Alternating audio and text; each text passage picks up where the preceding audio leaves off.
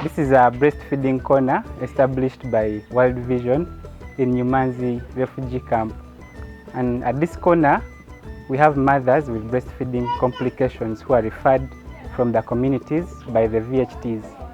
And at this center, we have caregivers trained in infant and young child feeding who offer support and counseling to these breastfeeding mothers.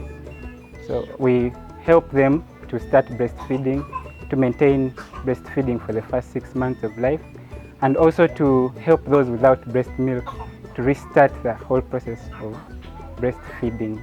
At the center, we have registered 203 breastfeeding mothers, but among those, only 30 have been screened to have breastfeeding challenges. These come daily, and they are given nutrition education and infant and young child feeding education on a daily basis. Then the other mothers who do not have the breastfeeding challenges are met once every week in the communities by the community health workers. Most of the mothers with children above 6 months and they do not have enough breast milk have challenges of finding other complementary foods that are nutritious enough to support the children, because most of them do not have enough resources to buy some of those foods. Most depend on the food rations that are given by World Food Program. However, they are not nutritious enough for the growing children who need a lot of protein and other nutrients.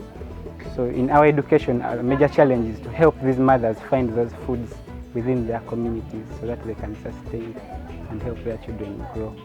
We have seen a lot of success at the center. Majority of the mothers had beliefs that were affecting the proper optimal breastfeeding that is recommended.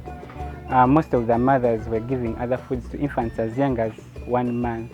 But through the few months we have been here, most of the mothers have adopted exclusive breastfeeding.